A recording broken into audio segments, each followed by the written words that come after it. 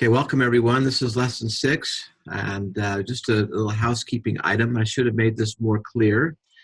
I've had a couple people reach out to me about Power to Become and the extra credit. So if you attended Power to Become, all you need to do is in the class meeting report and lesson evaluation, somewhere in that first paragraph where you typically would write attended, if you attended, just put went to P2B. And I'll go ahead and get you the extra credit. Many of you have already let me know, but some of you have not. So if you attended Power to Become, just let me know, and I'll get the 25 points extra credit added. So that's the good news. The bad news is nobody really needs any extra credit. I think almost everybody in this class has an A right now, but it hedges against down the road if somehow something happens and you miss an assignment. I'm not encouraging that, but it does give you a little cushion that might be a benefit and a blessing later on. So this week we're now to part 3 of our personal creed document, which is a document that's going to celebrate you, where you can share your talents, abilities, the things that make you unique. The law of uniqueness is very simple, and that is all of us are uniquely different. Not one to us. Even if you're an identical twin, you are unique in all the world. There's nobody like you. Nobody's going to have your exact set of challenges and beliefs and abilities and troubles and spiritual gifts and just capacities. And the goal here is to practice the art of understanding individual self-worth, understanding and celebrating what's good. That's what you're going to create this week. Some of you have already done it, a document that celebrates you. And you have a little opportunity to say, maybe just kind of subtly at the end, something that you would like to work on. So the activity that we're going to do today is going to help us celebrate and understand what makes us unique. Now, this is something that was shared with me by the author, Bobby Sommer, of Psycho-Cybernetics when she came to campus and spoke. And I've used it a ton, and I think it's really interesting. But it is not exact science, so if it doesn't work exactly for you, that's okay. But you need to follow the instructions pretty carefully. So you'll see on the screen 1 through 5. Now, what I'm going to do next, and if you're watching the recording, you'll just have to play along like you're participating live. And that is, I'm going to show you on the next slide 5 different shapes. And what I want you to do is I want you to list the shapes in order of your preference, with your favorite shape, number 1, and your least favorite shape, number 5. Now, this is the most important part of this activity. I don't want you to overthink it, right? I want you to just go with your first gut reaction. So I'm going to give you like 10 to 15 seconds to do the shape listing part. And if you get in there like, oh, maybe I'm this or maybe I'm that, and you start talking yourself in and out of a shape, you're probably going to mess it up a little bit. So my instruction is, when you see the shapes, just look at them for 5 to 10 seconds, and then list them according to your preference without overthinking it. So I'm going to give you a little countdown here, and then you'll see the shapes on the screen. I'll kind of give myself a little counting of 15 seconds, and then we'll be done. And then we're going to talk about the shapes. Now, this is, some of you maybe have done the colors personality test. Maybe there's other personality tests. This one's really simple. I've done it a lot. I think it's mostly accurate. But then we can talk about it as we get through it. So, ready? Any questions? I should ask, any questions before I show you? So Emily's asking, should we post our response to the chat? No, you do not need to. This is just for you. We're gonna all identify, the 17 of us, we're gonna identify with each other in a second which we are. So you don't need to post it in chat. So maybe have a piece of paper handy and ready. No questions. Set. Here are the 5 shapes. List them 1 through 5. Most favorite, least favorite.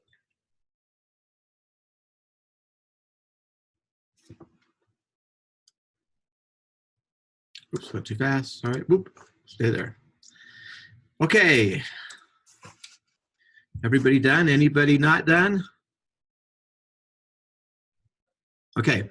So someone just joined us late. So whoever just joined us, what you're going to want to do as quickly as you can, list these 5 shapes in the order of your preference. Least favorite to most favorite, number 1, sorry, least favorite, number 5. Second favorite would be number 2, third, number 3, fourth, so on and so forth. Okay. All right, here's the question. First question, then you guys can respond on chat for this.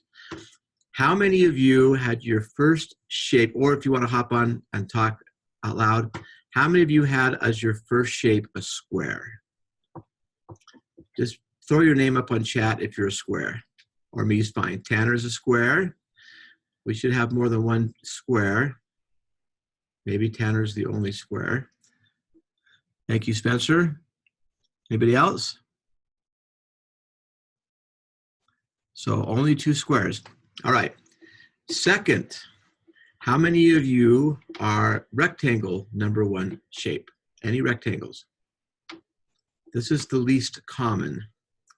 So I wouldn't be surprised if we don't have any, but anybody a rectangle number 1? Seeing none. Okay, so we should see more triangles. How many of you have triangle number 1? Whitney, thank you. Okay, several more. We got 3 triangles, Whitney, Cody, and Addison, and Parker. All right. Circles. Who is the circles? Okay, Emily. All right, and okay, we got a bunch of circles. Emily, Derek, Samuel, and Allison, and Danielle. Okay, excellent. And Caitlin. Okay, so far circles is the winner as far as the most popular. All right, squiggly line. How many squiggly lines do we have? Okay, Brianna, Jordan, Emily, Rachel. Okay, excellent. All right, so let's talk about each of these, and then we'll see how we did. Square, our square. So going back to our first 2 squares, which would be Tanner and Spencer. Squares are our workers. They like order and structure. They like jobs to be done right. They're very good problem solvers. They like the status quo, and they're very organized. Now, a little story, over my years at the college, I've often traveled and spoke to different groups. Squares would be people that would be like accountants, maybe a little bit engineering, people who are just, they like structure. Okay, so how does that fit with the couple of squares that we had? Tell me if that hit the spot, or are you feeling like that worked? And by the way, feel free to unmute your mic and talk to me if any of you 2 squares want to do that. Okay, so Tanner, and Tanner, you were square, right? Okay, actually, so Spencer's on. Sounds like Tanner's pretty good. All right. Now, I'm sad that we don't have any rectangles, because rectangles the shape that I want to be and who all of us want to be married to. The rectangle is the team player. They're still organized, they're more flexible, they like to get people to work together, they want everyone involved in the decision-making process, they like things done fairly, and they're very accommodating. Okay, so we have no rectangles to report in. Now, most of us are going to lean towards a couple. Did anybody have rectangle as their second shape? Okay, so Rachel, thank you. Okay, so you leaned that way, Rachel. You probably have a lot of, says, did that fit? You lean rectangle-y? It's not a word, but yeah, okay, excellent.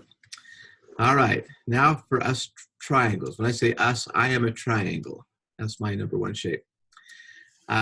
Triangles are movers and shakers, climbers, action-oriented, like to make decisions, look to the future, maybe doesn't pay that much attention to detail, like to make lists, may not always follow them, and they have a lot of irons in the fire. Our triangles tend to be people like entrepreneurs.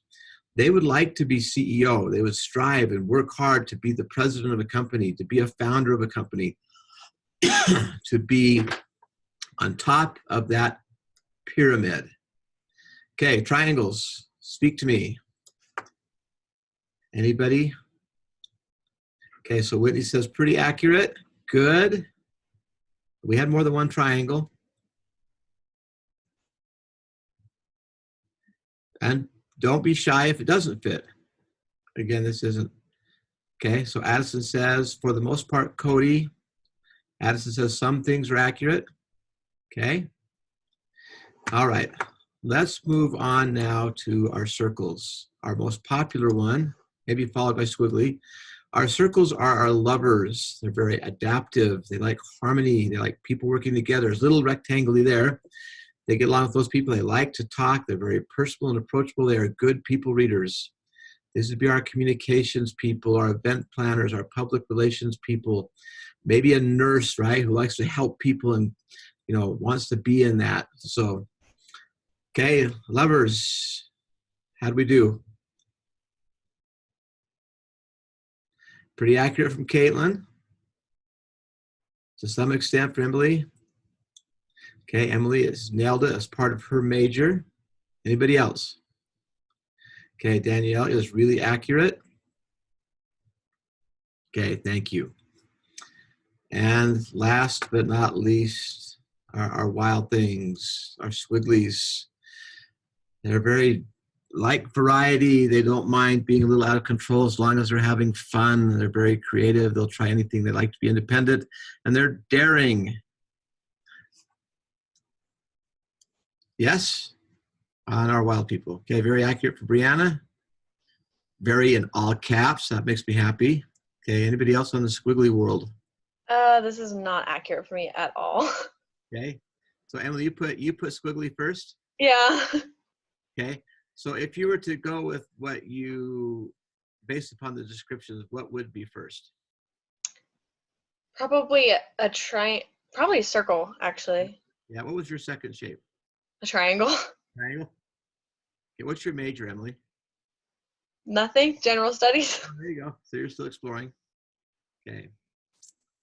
All right, thank you. Now, as I mentioned, this would be me. Most of us are a little bit of a combination. So I am a triangle circle by nature. I am a triangle. My wife will tell you I drive her absolutely crazy because I have a lot of irons of fire. I don't remember things very often. I do love to be at work. I like to make decisions. I'm a pretty good people person. I like my friends. I like talking to folks.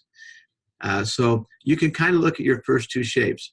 Now, again, if like with Emily, if it's not exactly right, don't sweat it. It's not that big of a deal because some of us, actually all of us, would have a little bit of elements of everything. And if you look back, we had that right brain, left brain discussion a couple weeks ago. If you were to go left to right, if we were to have this on a horizontal line all the way across, left would be a little more left brain, square and rectangle would be more left brain, circle, squiggly would be a little bit more right brain, more creative, more intuitive, more fun. Now, as we proceed through here, let's go here, that's where we're at. If you go to Inner Victory, there's actually a part of this week's chapter that hits these. And we do have in Inner Victory just 4 personality types. Dominant or directive would be your triangles. Influencing or interactive would be your circles. Steadiness and supportive would be your rectangles. Conscientious, compliant, and competent would be your squares, and swigglies not really have an exact tie-in. So why do we talk about this? And again, it's not anything to be super concerned about or to wonder about, but Viktor Frankl said in Man's Search for Meaning, which is a book that if you haven't read, you should read, he said he would rather deal with anybody who has a neuroses, anytime, 100 of them, versus one person who had a personality disorder. Now, these are personality types, not disorders. But when you have a phobia or a fear or a, some kind of a mental anxiety and depression, they can often be treated and you can become better. Personalities are hard to change.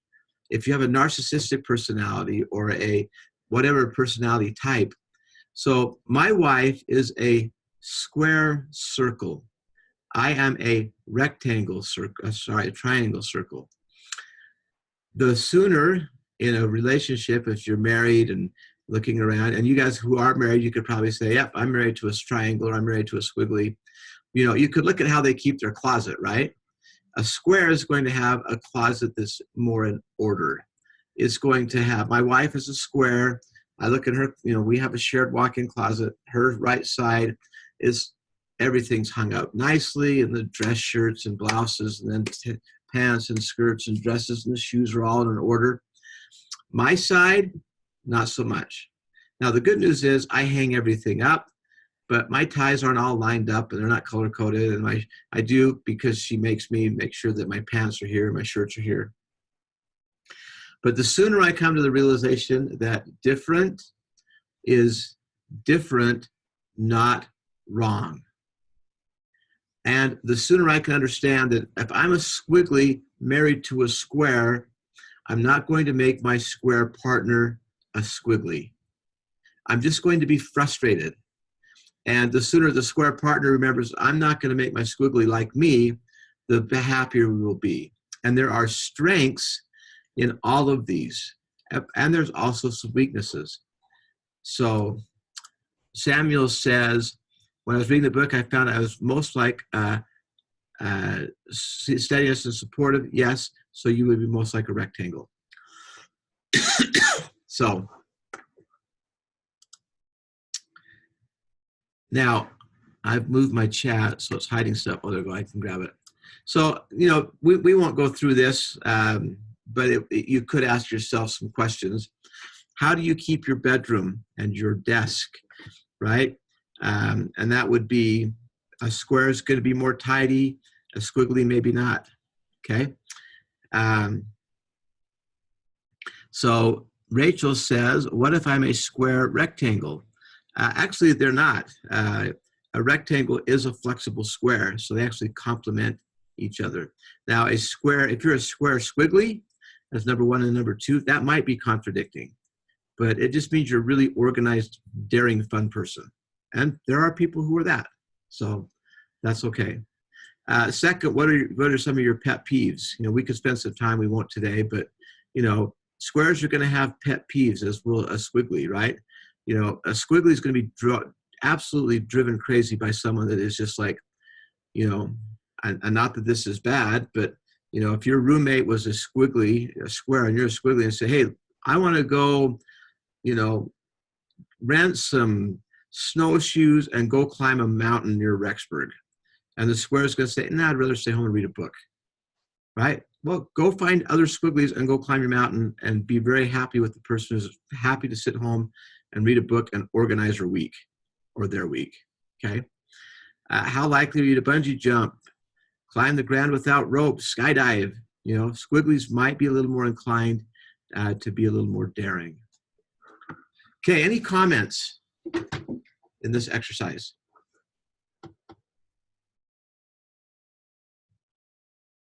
Okay, you guys did great.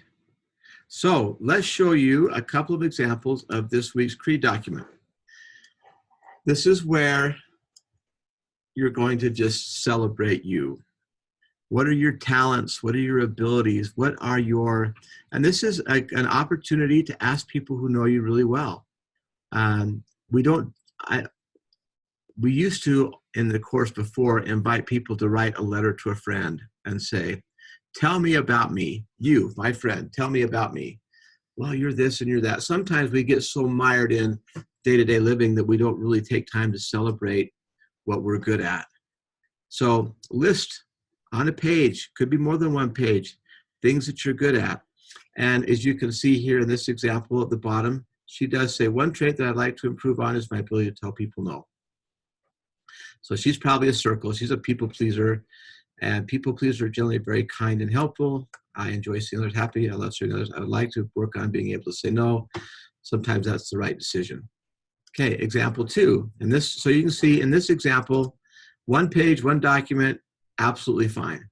This one, this person is going to label this understand yourself, and she lists on multiple pages some traits. So 1 page, she celebrates the fact that she's an introvert. I'm not mad or depressed or antisocial. I just need to not talk to anyone for a while, and that is okay. And she talks about all the really good traits of being an introvert. And there are some by talking about some myths. Page 2, she has more things about introverts. So she really hits the introvert thing hard. She also says that one of her things that she is good at is she loves beauty.